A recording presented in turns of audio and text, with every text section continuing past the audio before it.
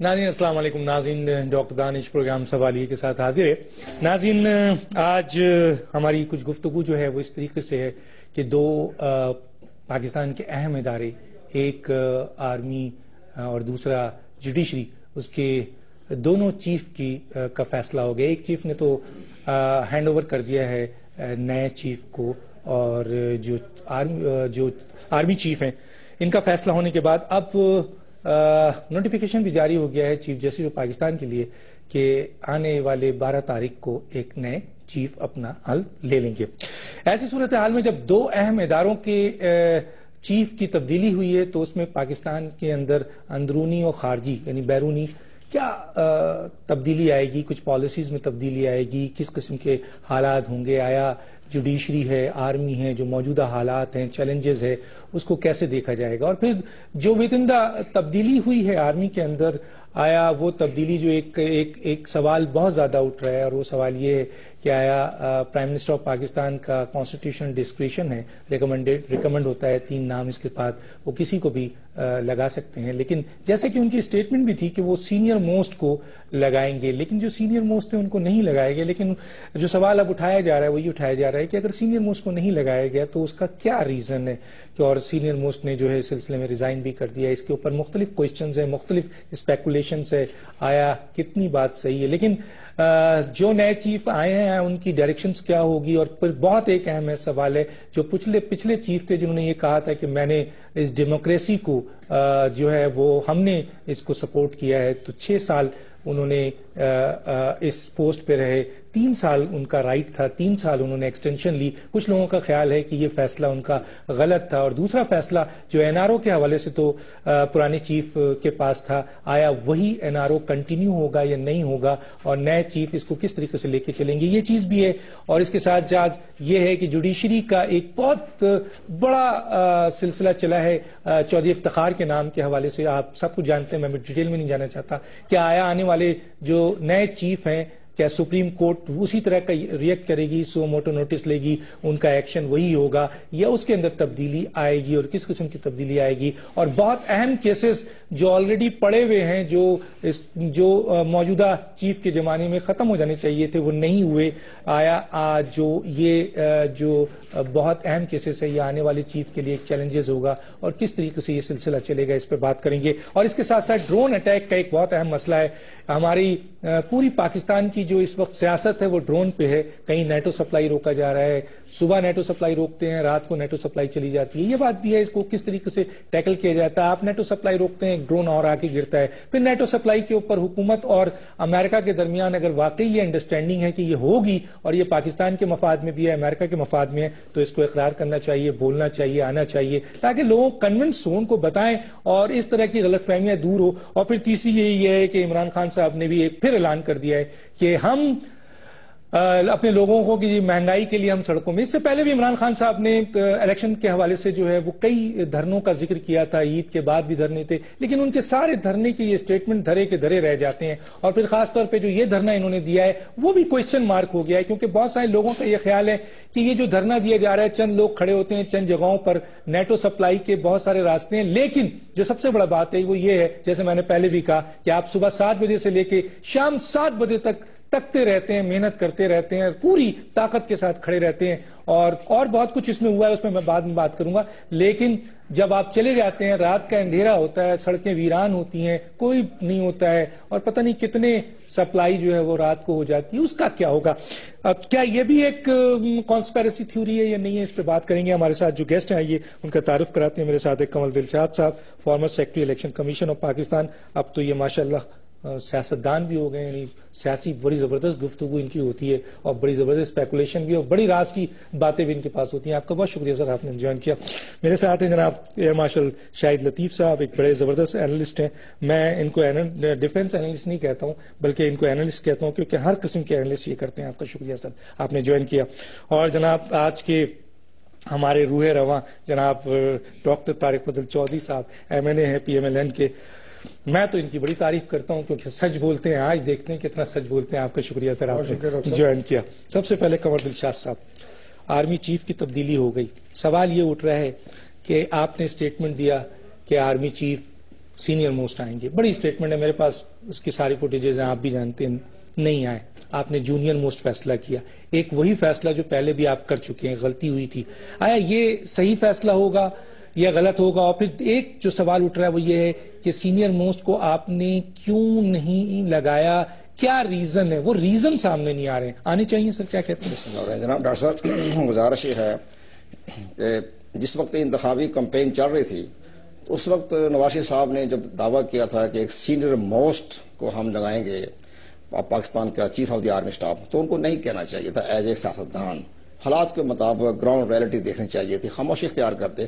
لیکن اس کے برعکس جس وقت نامزد کیا گیا پریزیڈنٹ ممنون حسین کو, تو انہوں نے یہ بیان جاری کیا تھا کہ نہیں, اس نیریٹی بھی دیکھی جائے گی اور دیگر معاملات بھی دیکھے جائیں گے, تو اس کے بعد ہم فیصلہ کریں گے. بہرحال ممنون حسین صاحب کی بات اسٹیٹمنٹ بہت درست تھی, لیکن as a prime minister Pakistan باتیں بن گئے تو انہوں کو یہ اسٹیٹمنٹ نہیں دینا چاہتے. باقی رہ گیا جنرل ہارون کے بارے میں, ظاہر ہے ہم تمام دوستوں کو جانتے ہیں, بہت اپ رائٹ قسم کے جو جنرل لیفٹیننٹ جنرل تھے, اور انہیں سوات میں انہوں نے بڑا کامیاب آپریشن کیا تھا, بڑا دلیری سے اور بہادری سے. ہمیں جو لوگ ملتے ہیں, ہمارے کافی عزیز ہیں جو نارتھ وزیرستان میں اس وقت ڈیوٹی دے رہے ہیں, وہ کہتے ہیں کہ ہم ان کو سیلوٹ کرتے ہیں. وہ ہیلی کاپٹر میں سے آتے تھے, کمانڈو کی حیثیت سے وہیں چھلانگ لگاتے تھے, جمپ لگاتے تھے, ہمارے سامنے موجود ہوتے تھے, اور ہمیں حوصلہ بڑھتا تھا. پھر ہم تمنا کرتے تھے کہ اگر ہمیں شہادت ہو گئی تو ہمیں ہماری بڑا اعزاز کی بات ہو. یعنی وہ اتنا بڑا اپ رائٹ جنرل ہارون تھے.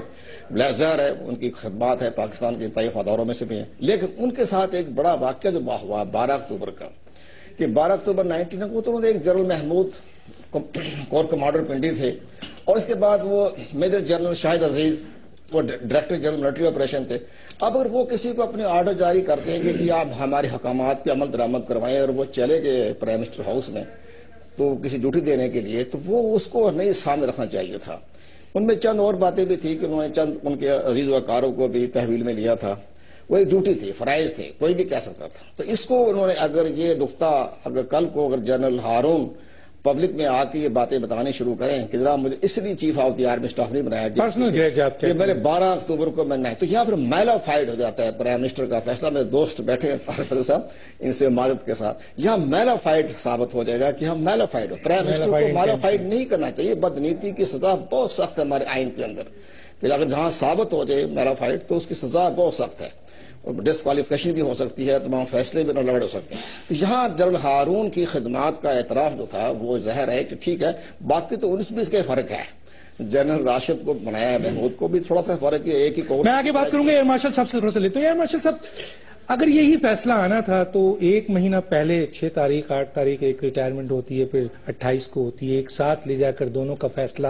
لوگوں کا خیال ہے کہ شاید جنرل ہارون کو جوائنٹ چیف آف اسٹاف کی آفر دی گئی, ایک لوگوں کا خیال ہے, اور انہوں نے کہا کہ سینئر موسٹ آرمی چیف ہوتا ہے, اور جنرل کیانی بھی سینئر موسٹ تھے, اور وزیر اعظم نے بھی کہا تھا. تو انہوں نے جب جوائنٹ چیف آف اسٹاف کی پوزیشن دی تو کہا گیا کہ کیونکہ جوائنٹ چیف آف اسٹاف کی پوزیشن سینئر ہوتی ہے, چاہے وہ سیریمونیل ہی ہو, جنرل ہارون نے اسے لینے سے انکار کر دیا. ایک نیوز ہے, ذرائع کہہ رہے ہیں. اس کے بعد جو جنرل راشد تھے ان کو جو آرمی چیف بننا تھا, جب جنرل ہارون نے معذرت کر لی تو پھر سینئر موسٹ جنرل راشد بن گئے, جس کی بنیاد پر ان کو اس پوسٹ کو جانا پڑا جو کہ جوائنٹ چیف آف اسٹاف کی پوسٹ تھی. اور پھر اس طریقے سے تیسرا جو جنرل راشد راحیل کہیں منظر عام پہ نہیں تھے, ان کو آرمی چیف بننا پڑا. کیسے دیکھتے ہیں اس کو آپ؟ دیکھیں, میرے علم میں یہ بات نہیں ہے جو آپ کر رہے ہیں. میری ابھی تک ڈائریکٹ ان سے سلسلے میں بات نہیں ہوئی, لہٰذا اس پہ تو میں کامنٹ نہیں کر سکتا کہ کیا ان کو آفر کیا گیا. میں نہیں سمجھتا, یہ میرا ذاتی اسیسمنٹ ہے.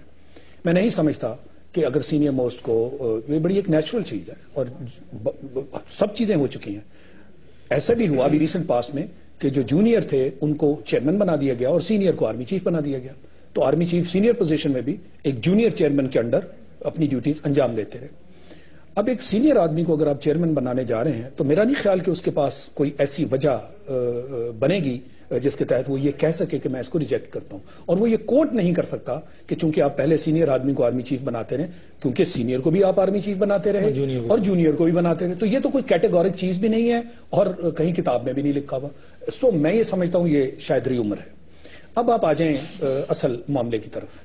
بات یہ ہے کہ جیسے کنور صاحب نے بھی کہا یہ چیزیں بڑی سینسٹیو ہوتی ہیں. ایک پرائم منسٹر کا اتنی دیر پہلے یہ کہہ دینا پری الیکشن کیمپین میں کہ جی سینیورٹی پہ معاملات ہوں گے، یعنی آپ دنیا کو یہ ظاہر کر رہے ہیں کہ ہم بڑے انصاف پسند لوگ ہیں اور بڑا جو ہے معاملہ جو ہے وہ عدل کے ساتھ ہوگا. تو کیا آپ اپنی کیمپین میں جان ڈال رہے ہیں کہ بنیاد؟ کیونکہ ان دنوں یہ تھی آپ سے جو پچھلی حکومت تھی انہوں نے تو کوئی بھی کام صحیح نہ کیا.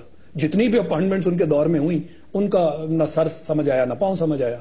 تو شاید آپ یہ ہوا پیدا کرنا چاہ رہے ہیں کہ جناب ہم تو بڑے انصاف پسند لوگ ہیں اور اب یکدم اپائنٹمنٹس آنے والی ہیں، آپ دیکھیں گے کہ ہم عدل اور انصاف کی بنیاد پر، سینیورٹی کی بنیاد پر کریں گے. یہ بات سمجھ آتی ہے. اور اگر آپ نے ایسا نہیں کرنا تھا تو پھر کہنے کی ضرورت نہیں تھی. تو ایک تو آپ نے یہ کہہ کے میرا خیال ہے آپ اپنی خود پوزیشن خراب کر لی. اب آپ آ جائیے ایکچوئل معاملے کی طرف. بات یہ ہے کہ 2 اپائنٹمنٹس تھیں، ایک چیئرمین کی اور ایک آرمی چیف کی.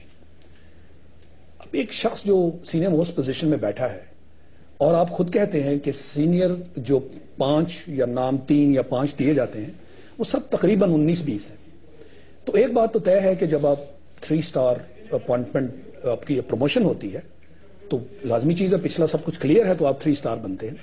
اب 3 اسٹار بننے کے بعد جو تھوڑا سا پیریڈ ہوتا ہے جب تک آپ یہ کمپٹیشن میں ٹاپ اپوائنٹمنٹ کے لیے نہیں آتے تو کوئی ایسی چیز ہونی چاہیے نا کہ جس کی وجہ سے یکدم آپ کو سیٹ بیک ہو گیا.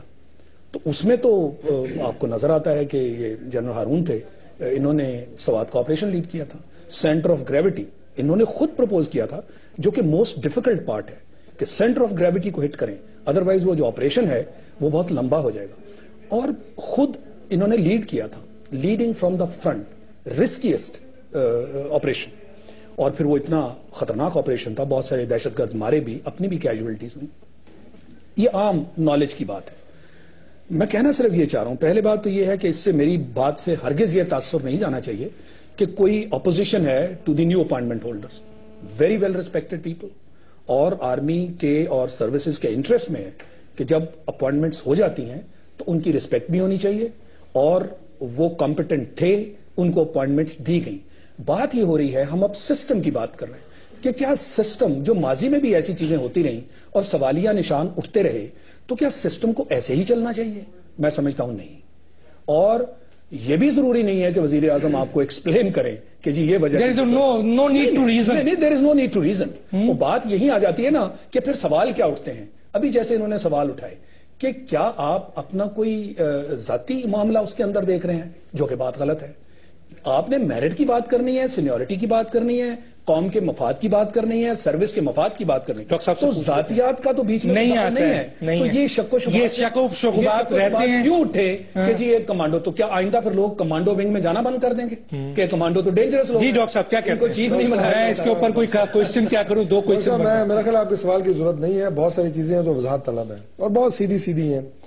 آپ نے جو اپنے انٹرو میں کہا اور جو ہمارے بہت سینئر اور قابل احترام جو ہمارے اینالسٹ ہیں جو انہوں نے بات کی، سب سے پہلے میں تھوڑی سی وضاحت کر دوں. جو جناب نے یہ فرمایا کہ آرمی چیف کا معاملہ جس انداز سے ہوا اور اس کے بعد چیف جسٹس صاحب کی اپوائنٹمنٹ اور جو نئے چیف جسٹس آ رہے ہیں ان کی جس طریقے سے نوٹیفکیشن ہوا، دیکھیں 2 بالکل الگ الگ موضوعات ہیں اور دونوں میں پرائم منسٹر کا جو پریروگیٹو ہے وہ بالکل مختلف ہے. جو پرائم منسٹر کا استحقاق ہے، چیف پہ نہیں جاتا، چیف جسٹس پہ نہیں جاتا، آپ ذرا اس پہ آ جائیں. میں وضاحت کر رہا ہوں، صرف میں طریقہ کار بتا رہا ہوں. اب بڑی تفصیل سے دونوں صاحبان نے بات کی ہے، میں دونوں کا کمپیریزن کر رہا ہوں. آرمی چیف کی اپوائنٹمنٹ میں پرائم منسٹر کو یہ استحقاق حاصل ہے، اس کا اختیار ہے کہ اس کے پاس جو 3 یا 5 نام بھیجے جاتے ہیں ان میں سے ایک کا وہ اختیار ہے اسے کہ وہ اس کو منتخب کرے. ان کا یہ اختیار یہ بھی ہے کہ ان تینوں کو چھوڑ کے وہ کسی کو بھی کر سکتے، کسی کو بھی کر سکتے ہیں. بالکل ایگریڈ. چیف جسٹس کی اپوائنٹمنٹ میں پرائم منسٹر کا کوئی اختیار نہیں ہے. سینئر موسٹ جج نے خود بخود ہونا ہے. آپ پہلے اور جلدی اور بات میں آپ کو یہ بتا سکتا ہوں، مجھے صرف 2 منٹ نہیں کہا گیا. میرے ناظرین ذرا کنفیوز ہو جائیں گے میں بات کیا کرنا چاہ رہا ہوں، آپ سنیں گے تو وضاحت ہو جائے گی.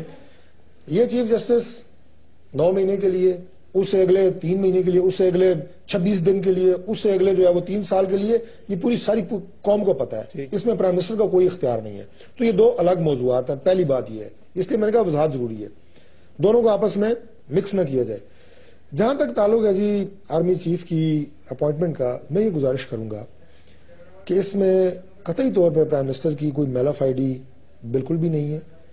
اگر انہوں نے جنرل مشرف کو جو ساری جو بھی 12 اکتوبر کی بات ہو رہی ہے، جو سب اس کے محرک تھے اور بینیفیشری تھے، اور سب سے زیادہ ہمارے تو اسی لیے اگر ہم نے اپنے ذاتی معاملات کی حد تک اگر ہم نے ان کو معاف کر دیا تو یہ تو میرے خیال اس وقت میجر ہوں گے. میجر ہارون کی بات ہو رہی ہے، یہ اس وقت شاید میجر ہوں گے. انہوں نے تو اپنی کمانڈ کا ظاہر ہے وہ تو انہوں نے اوبے کرنا تھا. یہ بات بالکل بھی نہیں ہے. اور میں یہ بات بھی عرض کر دوں جو مارشل صاحب نے کہا، دیکھیں جب نام پرائم منسٹر کے پاس جاتے ہیں، اس وقت جو فوج ہے اس کے جتنے افسران ہیں سب قابل احترام ہے، اور میں سمجھتا ہوں جو ان کی قربانیاں ہیں، جو فوج کا کردار ہے وہ ابو بورڈ ہے. اس وقت صرف فوج کو سرحدوں کی حفاظت نہیں کرنی، ملک کی جو داخلی صورتحال ہے، جو چیلنجز ہیں، دہشت گردی میں میرا خیال ہے ہماری جتنی شہادتیں افواج پاکستان کی دہشت گردی کی جنگ میں ہو چکی ہیں، اتنی 65 کی 71 کی جنگ میں نہیں ہوئی. کارگل میں شاید اتنی شہادتیں نہیں ہوئی ہوں گی. اگر ریکارڈ آپ اٹھا کے دیکھیں تو یہ سب سے بڑی جنگ یہ لڑ رہے ہیں.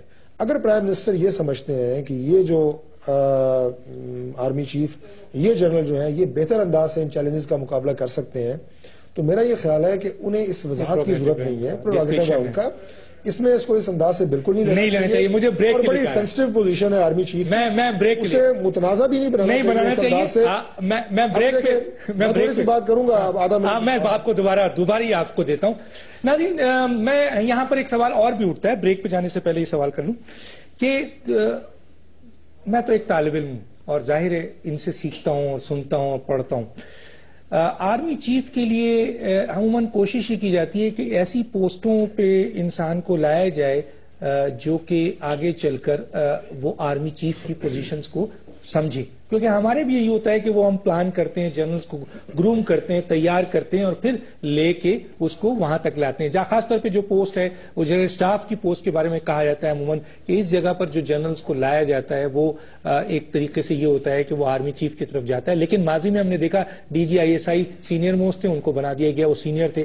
تو یہ بھی ایک کوشچن ہے. لیکن اب سوال یہ پیدا ہوتا ہے کہ میں آگے چل کے پوچھوں گا کہ جوائنٹ چیف آف اسٹاف کی جو پوسٹ ہے وہ اس کی ایک سمری ہے جو آج سیریمونی پوسٹ ہے، لیکن اس کی ایک سمری پڑی ہے کہ اگر اسے پرائم منسٹر سائن کر دیتے ہیں تو وہ پھر سیریمونیل پوسٹ نہیں ہوگی، بلکہ اس کے پاس سارے اختیارات آ جائیں گے اور اس کے بعد آرمی چیف کی پوزیشن وہ نہیں رہے گی جو آج ہے. اس کے اوپر ہم آگے چل کے بات کریں گے. ایک چھوٹا سا بریک، پھر واپس آتے ہیں.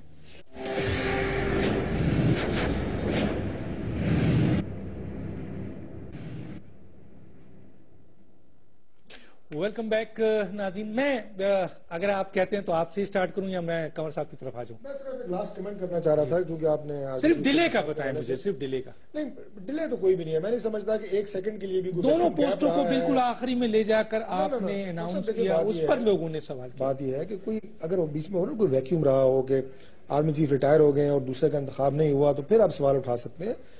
ان کی ریٹائرمنٹ سے پہلے اگر یہ میرا خیال اعلان ہو گیا، لیکن میں صرف ایک آخری کمنٹ کرنا چاہ رہا ہوں، then you can proceed، کہ جب آپ کے ساتھ 3-4 یا جیسے میں نے کہا کہ پرائم منسٹر کا پروگیٹو ہوتا ہے، ان کے سامنے 3-4 نام جاتے ہیں، کسی ایک کا انتخاب دوسروں کے اوپر عدم اعتماد نہیں ہوتا. اس کو اس انداز سے نہیں لینا چاہیے کہ ایک کا انتخاب ہو گیا ہے، دوسرے خدا نہ خواستہ نااہل ہیں، کمزور ہیں یا کسی وجہ سے نہیں. لیکن ڈاکٹر صاحب میں آپ سے اگر یہ پوچھوں کہ جناب کے ماشاءاللہ اگر 3 بچے ہیں، کون آپ کو زیادہ اچھا لگتا ہے؟ مشکل ہو جائے گا جواب دینا. ریزن دوں گا میں، اگر یہ بچہ میرے ساتھ زیادہ رہتا ہے، اچھا لگتا ہے، وہ بچہ دور رہتا ہے، لیکن سب اچھے لگتے ہیں. مشکل ہوتا ہے تو ایک کا انتخاب دوسروں کا اعتماد نہیں ہوتا. یہ بات آپ نے کر دی. میں سر آتا ہوں آپ سے. ایک جو سوال تھا وہ یہ تھا کہ جی کیا کل اگر فرض کیجئے جوائنٹ چیف آف اسٹاف کی جو سیریمونیل پوسٹ ہے، جس کے بارے میں میں نے کہا کہ ایک بہت اہم ذرائع سے ہمارے پاس نیوز ہے کہ اس کی سمری موجود ہے، اگر وہ سائن پرائم منسٹر کر دیتے ہیں تو پھر جو جوائنٹ چیف آف اسٹاف کی جو پوزیشن ہے وہ بہت اسٹرانگ ہو جائے گی، کیونکہ ان کے پاس فائنینشیل پاور بھی ہو جائے گا، ٹرانسفر پوسٹنگ بھی جائے گی، ساری انٹر سروسز بھی اس کے کنٹرول میں آ جائے گا. پھر آرمی چیف کی پوسٹ جو ہے وہ سیریمونیل ہو جائے گی. تو اگر ایسا ہوا تو ایک جو جنرل کانسیپٹ تھا کہ جی موجودہ حکومت جو ہے وہ جنرل راشد صاحب کو لانا چاہتی تھی، اور جیسے میں نے کہا کہ ایک ذرائع نے کہا کہ سینئر موسٹ کے جانے کے بعد وہ ایک دم اس پوسٹ کی طرف آگئے، تو پھر کیا ہوگا؟ ڈاکٹر صاحب پہلے اہم بات یہ کہتا ہوں، جیسے بتایا نا ڈاکٹر طارق صاحب نے کہ ٹھیک ہے اپائنٹمنٹ ہو گئی، اچھی بات ہے، دونوں جو ہے اچھی شخصیات ہیں، لیکن اب مجھے حیران کہ پہلے میں آپ کا سوال ایک منٹ پہلے اس کا جواب دے دیتا ہوں. اب یہ جنرل ہارون اسلم کے خلاف جو ہے ایک خاص مخصوص لابی ہے، مخصوص اخبارات میں یہ کردار کشی کر رہے ہیں کہ جو وہ لابنگ کر رہے تھے، وہ سفارشیں کروا رہے تھے. تو یہ چیز نہیں ہونی چاہیے. وہ ایسی شخصیت نہیں ہے کہ وہ سفارشیں کروائے. میں جانتا ہوں ہمارے فیملی ممبر ہیں، تقریباً 15 سال سے ہمارے تعلقات ہیں. ایک بات چلیں ختم بات ہوگی. اب آئیے آپ چیف آف کی جو آپ بتا رہے سمری بھیجی ہے. یہ سمری یہ ایک نئی نہیں ہے. یہ مجھے جنرل احسان الحق جب تھے اس کے ان کے زمانے میں بھی یہ موو ہوئی تھی. ان کی بھی خواہش تو نہیں تھی، لیکن ان کے زمانے میں ہوتا ان کے پاس جو امریکن یا برٹش جو جرنیل آتے تھے تو وہ کہتے تھے آپ کے پاس اختیار کوئی نہیں ہے، آپ تو بس سلوٹ لیں 23 مارچ کو یا 14 اگست کو، اس کے بعد تو کام ہی کوئی نہیں ہے. تو وہاں بھی ان کو زمانے میں بھی یہ جنرل پرویز مشرف کے زمانے میں بھی یہ کوششیں جاری ہوئی تھی. سمری بھی گئی تھی لیکن بعد میں وہ طے نہیں ہوئی. تو غالباً یہ اسی سمری کا حصہ ہو سکتا ہے جو جنرل احسان چھوڑ جو آلریڈی پہلے سے تھی. جی ہاں، یہ ہو سکتا ہے. اگر سائن ہو جائے سر ہو جاتے ہیں تو ظاہر ہے کہ اس میں پھر ہم امریکن جو ہے سسٹم کے تحت ہمیں چلنا پڑے گا، کیونکہ امریکہ کا پوری پاور جو ہے وہ جوائنٹ چیف کرکٹ کمیٹی کے چیئرمین کے پاس ہوتی ہے. لیکن اگر ہو گیا تو ہماری فوج کے اندر ایسا نہ ہو کہ chief of the army staff اس کو محسوس نہ کریں کہ میرے اختیارات کم ہو گئے ہیں یا میرے فوج کے اندر اختیارات تو کم ہوں گے. ہاں، تو اگر وہ سمری سائن ہوتی ہے آرمی چیف کی پوزیشن تو پھر سر امپورٹنٹ نہیں رہتی ہے. امپورٹنٹ تو پھر جوائنٹ چیف. تو ایسا نہ ہو جیسے کئی لوگوں کا بل آیا اور ہمارے کور کمانڈروں نے اس پر ڈس ایگری کیا تو بعد میں گورنمنٹ نے واپس لینا پڑا. تو ممکن ہے ایسی صورت نہ پیدا ہو جائے کہ ہمارے کور کمانڈر جو ہے اس پر اعتراض کر بیٹھے. یہ بھی ایک ممکنات میں سے ہے. تو گورنمنٹ کو دیکھنا پڑے گا. ایک اور بہت سے اہم سوال کرتا ہوں چلوں، کیونکہ وہ بھی اس ایشو کا حصہ ہے کہ چیف جسٹس کا فیصلہ ایک تو انہوں نے بہت جلدی کر دیا، اور پھر جب ان کو بلایا گیا یہ سوال لوگ اٹھا رہے ہیں. تو اب جو ہم بنائے گئے ہیں دو، ایک لا منسٹر اور ایک ڈیفنس منسٹر، لوگوں کا خیال ہے کہ پرائم منسٹر نے یہ defence minister law minister for supreme court بنایا ہے. یہ جو ایک کہا جاتا ہے کہ ڈیفنس منسٹر ہیں یا یہ لا منسٹر فار گورنمنٹ ہے، یہ ایسا نہیں. وہ تو درست ہے کہ ٹھیک ہے خواجہ آصف صاحب کو اسی لیے بنانا پڑا ہے کہ سپریم کورٹ میں پیش ہو کے اپنا گورنمنٹ کا موقف پیش کریں. ظاہر ہے وہ تو ٹھیک ہو گیا. پرویز رشید صاحب کو بنا دیا لا منسٹر، انہوں نے تو لا ہی نہیں کیا. وہ تو میرے ساتھ یونیورسٹی میں پڑھتے تھے. یہ سوال بہت امپورٹنٹ ہے، پوچھیں گے ہم. ظاہر کوئی بات چلو کر لیں. ایک اور بڑی اہم بات بتاتا ہوں جو آپ بتاتے ہیں چیف جسٹس پاکستان کے بارے میں. یہ ایک پرانی روایت رہی ہے. جسٹس ناظم صدیقی صاحب جو تھے چیف جسٹس پاکستان، تو انہوں نے ایک سپریم کورٹ میں 3 رکنی 5 رکنی ایک بینچ بنایا جس میں انہوں نے یہ کہا کہ بھی چیف جسٹس آف پاکستان کے 2 سال جو ہے ایکسٹینڈ کیا جائے. یعنی وہ 65 میں ریٹائرمنٹ ہونے کی بجائے 67 ہونا چاہیے. یہ بہت بڑی کیس چلا. 3 اس کے بعد 5 رکنی کمیٹی بنی، پھر 5 رکنی بینچ بنا، پھر 7 رکنی بینچ بنا جس میں کہ چیف جسٹس افتخار صاحب ایز وہ صدر موج جج تھے، وہ بھی شامل تھے. ہمارے جسٹس جیلانی صاحب بھی تھے، جسٹس ڈوگرا صاحب بھی تھے، اس میں 4-5 جسٹس منیر شیخ بھی تھے. سارے اس کے اندر اس میں تھے باقاعدہ ایک بینچ کے اندر. اس پر 3-4 اس پر ہیئرنگ ہوئی تو بڑی مزاحمت ہوئی. ہمارے چیف جسٹس کے صاحب کے ساتھ لوگوں نے اختلافات بھی کیا، بعض معزز حضرات نے. اس چیز کو جب بہت بحث چل رہی تھی اس کیس کے بارے میں، تو پھر بعد میں اچانک صدر مملکت جو تھے انہوں نے جسٹس افتخار احمد چودھری کر دیا نامزد. یہ تو 15 دن پہلے ہو گئے نا. وہ 3 مہینے پہلے جسٹس ناظم صدیقی کے زمانے میں جسٹس افتخار صاحب. لیکن سر یہ فیصلوں پہ اثر انداز نہیں ہوتے، بڑے اہم کیسز ابھی پڑے ہوئے ہیں، پھر لوگ کیا چودھری افتخار صاحب کو فیصلہ ہو جاتا ہے. فیصلے میں تو ایک دم ظاہر ہے کہ ان کی کمانڈ کمزور ہو جاتی ہے نا. اگر آپ chief of the army staff کو اگر 6 ماہ پہلے لگا دیں گے تو اس کی تو ختم ہو جاتی ہے. جیسے کہ جنرل اسلم بیگ جب ریٹائرمنٹ سے پہلے جسٹس لگا دیا تھا 2 مہینے پہلے اپوائنٹمنٹ کر دی گئی تھی chief of the army staff کا.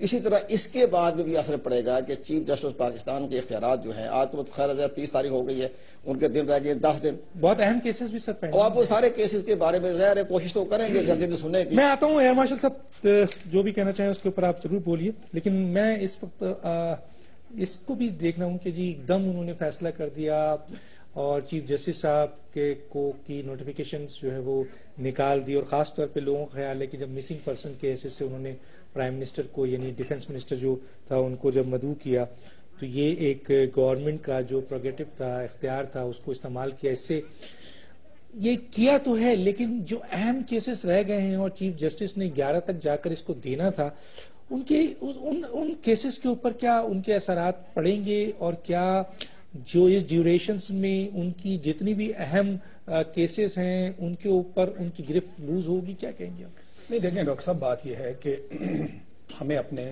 سسٹم کو ٹھیک کرنے کی بہت زیادہ ضرورت ہے. اگر ہم یہ ڈے ٹو ڈے بیسس پہ سوچیں گے کہ کہ جی آج چونکہ سپریم کورٹ نے ڈیفنس منسٹر کو بلا لیا ہے تو فوری طور پہ ایک بندے کو ایڈیشنل رسپانسبلٹی دے دیں تاکہ یہ ایک ٹک مارکنگ ہو جائے ایک ایکسرسائز کی.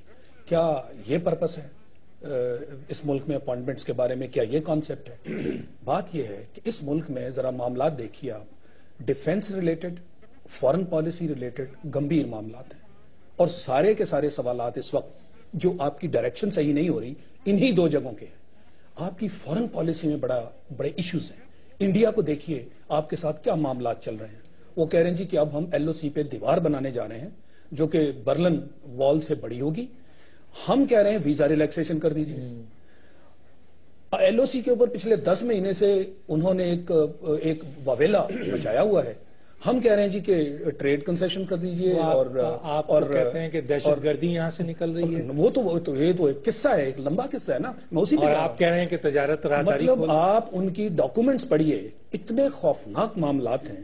ہم میں سے کسی بھی لیول پہ فارن پالیسی جو بنانے والے ہیں انہوں نے دنیا کو کیا باور کرایا؟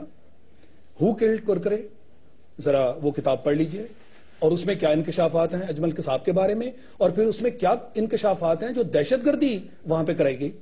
اس میں کیا ایڈمیشن ہیں، کیا کنفیشنز ہیں.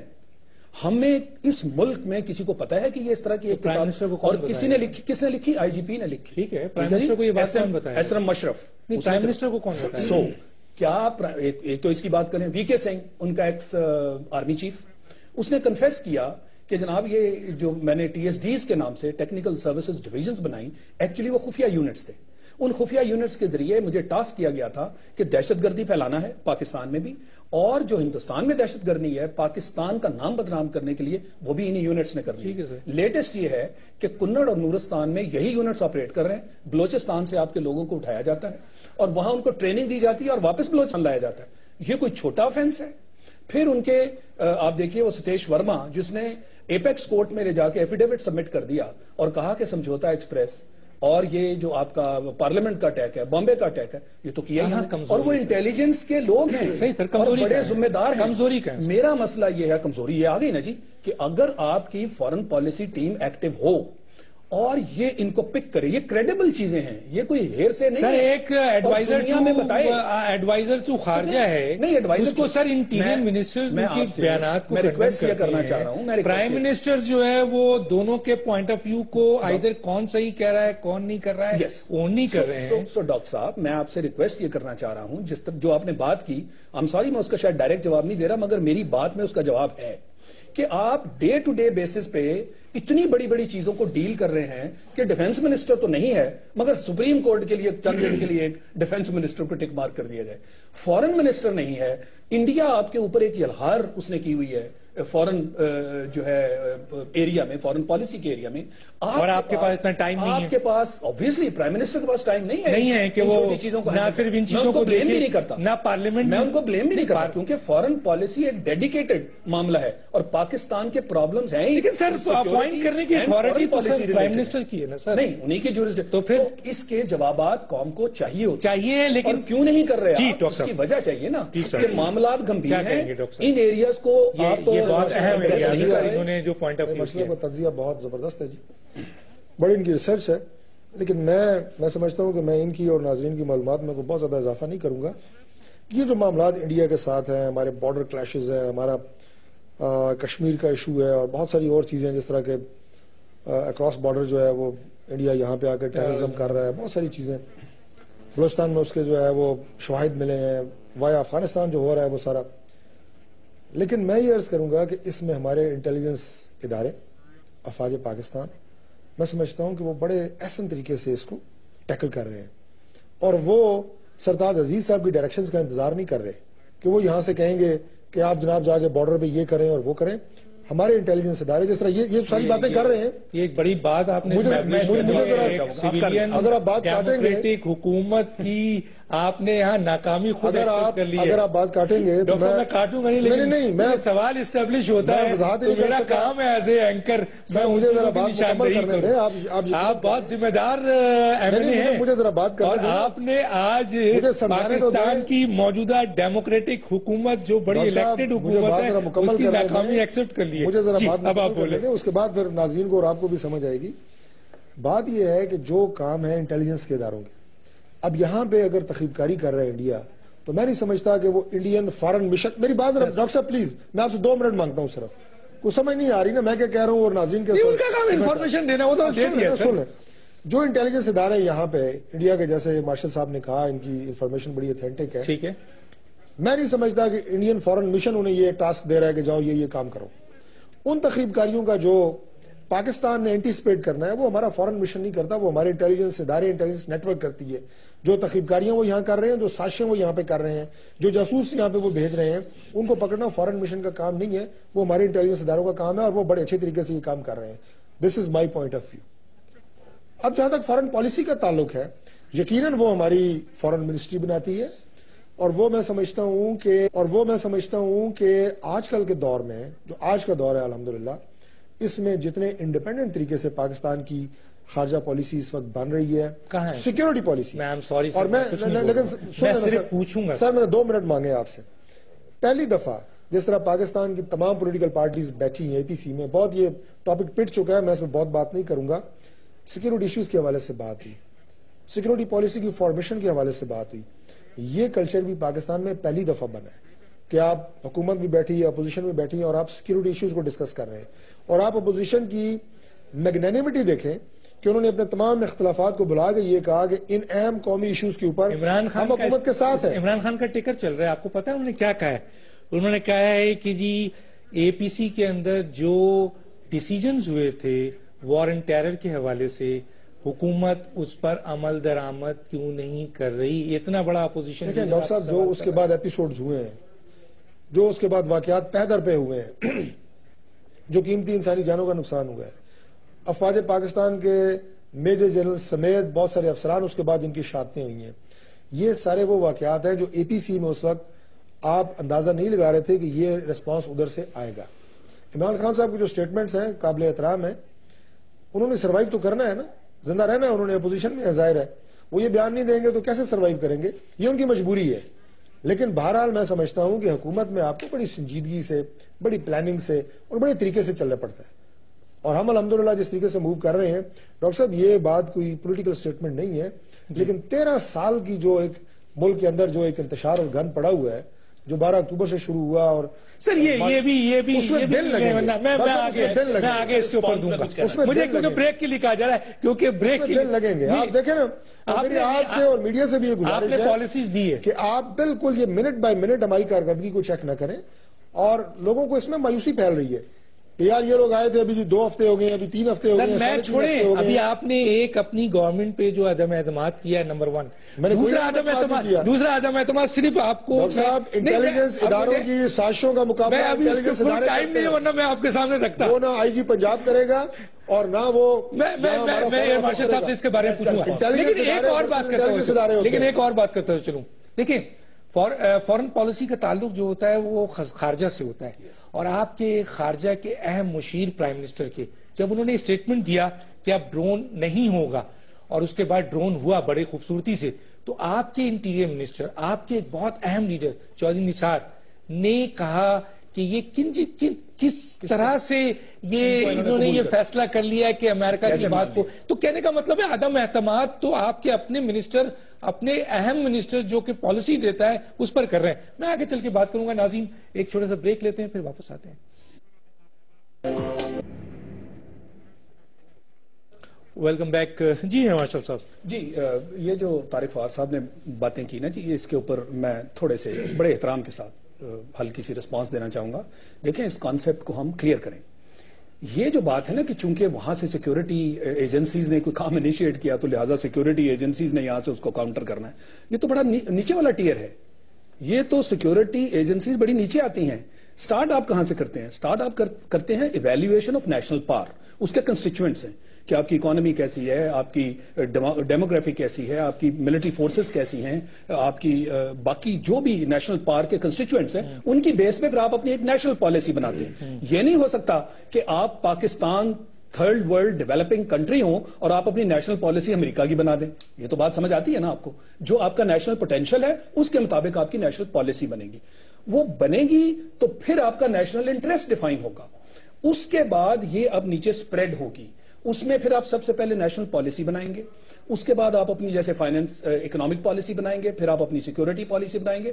یہ جو بات ہم نے کی, یہ سیکیورٹی پالیسی جب آپ کو ڈیفائن کر دی جاتی ہے, اس کے نیچے پھر آپ کی ملٹری اسٹریٹجی بنتی ہے, پھر آپ کی لینڈ اسٹریٹجی, ایئر اسٹریٹجی, نیول اسٹریٹجی. جس چیز کی ہم یہاں بات کر رہے ہیں, فار ایگزامپل یہ جن ایجنسیز کی آپ بات کر رہے ہیں, وہ تو آپ کی سیکیورٹی میں آتی ہیں نا. ان کو اوپر سے کہا جائے گا کہ یہ ہماری فارن پالیسی ہے, ہمیں اس ملک کے ساتھ ایسے ریلیشنز رکھنے ہیں, اور اگر اس کے اندر آپ نے کچھ کروانا ہے تو پھر آپ ان کو اوپر سے ڈیفائن کریں گے.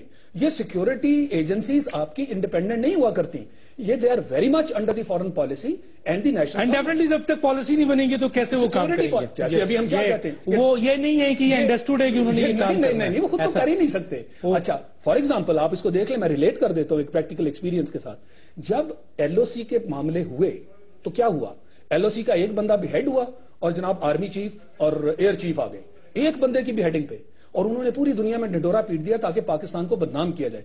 اس کے بعد ان کے پرائم منسٹر آئے, انہوں نے سپورٹ کیا اس ڈنڈورے کو, انہوں نے کہا جی یہ پاکستان نے کیا ہے اور ہم سبق سکھائیں گے آپ کو.